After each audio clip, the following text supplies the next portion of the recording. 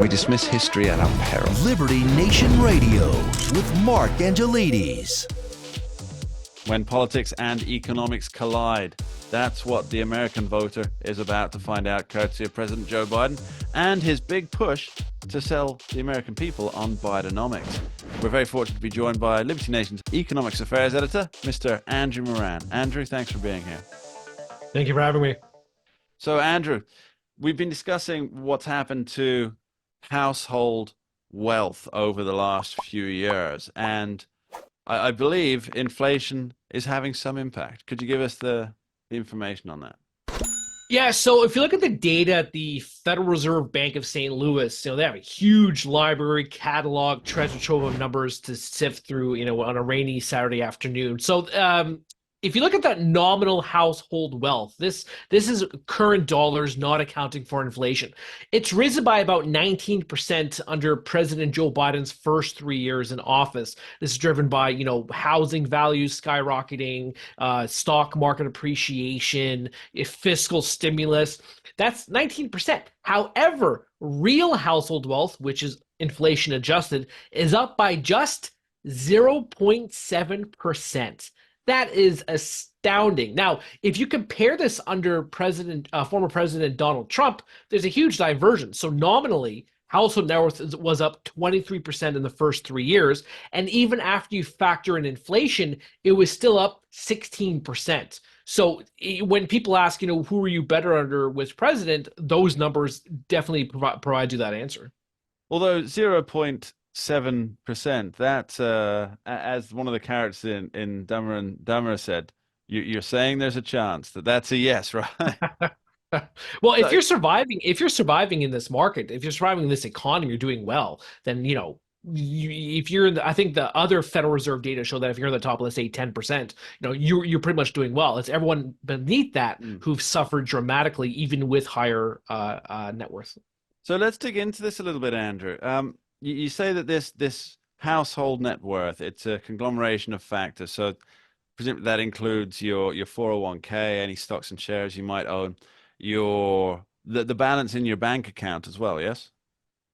Yes, yeah. Everything that Federal Reserve statistic counts for absolutely everything that you own in your life, okay, minus liabilities. So that also includes then the value of your home, right? Yes. So yes. that one really strikes me as fascinating because although everybody's better off by 0.7% adjusted for inflation, the reality is that it's at a position for the housing market, I believe, where you can sell okay and you'll make money, but then if you're trying to actually live somewhere after that, you're going to be hurting. Is that how it works?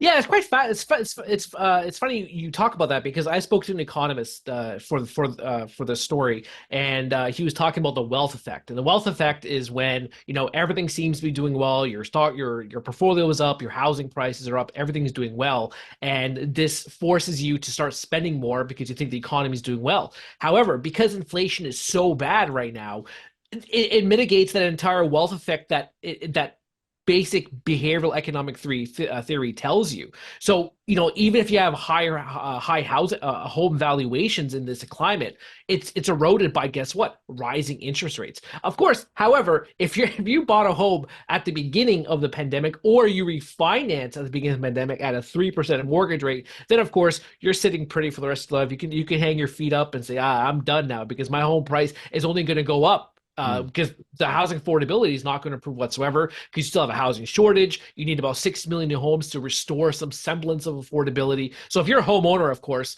and you got in the 3% range, then you're okay, in my opinion. So what's this number you mentioned, the 6 million new homes that are needed? That's to cater for the demand for new homes, presumably, and not just to have a surplus, but to just meet what's already required. Mm-hmm. Andrew, it is slightly off topic, but the United States is letting in quite a lot of new people every year, and they've got to live somewhere. So is it 6 million, or are we counting the new arrivals, as Joe Biden likes to call the illegal immigrants? Because they've got to live somewhere, right? Yeah. Okay. So Only so far you can pay for them to have hotels in New York City, right? Yes. So okay. So this is interesting. You're talking about this because this 6 million figure. This comes from I think the National Association of Home Builders. They testified in Congress last year, and I don't think the report counted the invasion of illegal immigrants at the southern border. I think they just accounted for the current population, then an estimate of population growth. But with this population growth, they typically don't include illegal immigrants because how could you accurately forecast that? But at the same time, I would say that whenever you hear President Biden or even Federal Reserve Chair Jerome Powell, they constantly say that one, inflation is not as bad because of growing immigration, and I think they skew between illegal and illegal. And then President Biden says, "Oh, the economy is doing so well because of this influx immigration the U.S. is experiencing." So it's a give and take. They try to skew the subject, but I think your question is worthy of an answer because let's say for example the Congressional Budget Office they released their economic review and they say that the economy will add about I think $1 trillion in GDP because of growing immigration. Now whether they factored illegal or legal or not, then that's hard to determine. But I know J.P. Morgan Chase, they factored in illegal immigration in one of their research notes a couple of months ago. They said the same thing, that the economy is going to grow because of the number of people entering the country legally and illegally.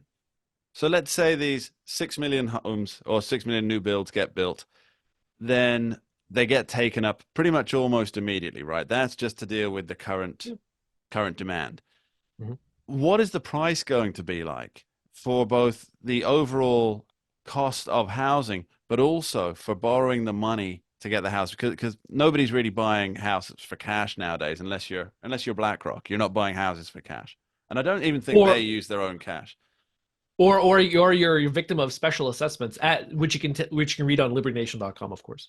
Well, prices are only going to go up. I don't know the exact estimates, but I'm sure, but they're only going to rise because of the demand will strengthen. And when it comes to borrowing costs, now that's a bit trickier because the consensus right now among the Federal Reserve is that interest rates will be higher for longer because inflation is sticky and stubborn and progress had stalled. So when you have 6 or 7% mortgage rates, that's probably going to be the norm for at least the next year. Because even when the Federal Reserve cuts interest rates, it's going to be a quarter point, and that's not going to do much. However, with inflation the way it is and how it's mirroring the pattern of the 1970s and 1980s, the Federal Reserve cannot cut interest rates. It just can't. So you're going to still have the benchmark 5%, and then you still have the Treasury yields at yielding 5%, and then mortgage rates at around 6 or 7%. So let's say if we have somebody takes out a mortgage for 6%. And then the housing market takes a dip because at some point it has to. There's a good chance that people with a high interest rate could end up in like a negative equity position, couldn't they? Absolutely. Yeah, absolutely. They'll be underwater, no doubt. And how does one get out of that situation? Do you just have to ride it out until they turn around, or because you're paying money into a property, but you're not gaining any extra equity in that property? Yeah, absolutely. Either you weather the storm, or the bank's gonna, demand more upfront cash, or you have to dump your home on the market, like you saw during the global financial crisis, 2008 now. Oh my God, that's 15 years ago. But it'll be similar to that. Or to reference my other article I just mentioned, special assessments, you saw people just dumping their condominiums in Florida on the market at a sharp discount, and lost a lot of money based on these egregious special assessments based on Florida law. Bidenomics Street and Bidenflation Avenue intersect. Andrew Moran, thanks ever so much for joining us. Thank you for having me. And that's about all we have time for on this week's edition of Liberty Nation Radio, heard coast to coast on the Radio America Network from our flagship station in the nation's capital, WWRC. I'm your host, Mark Angelides. I'd like to thank our guests, Dave Patterson, Andrew Moran, and Scott Cosenza for taking the time to join us. And most of all, I'd like to thank you at home for taking the time to tune in and listen along every week. Thanks for being here. We dismiss history at our peril. Liberty Nation Radio with Mark Angelides.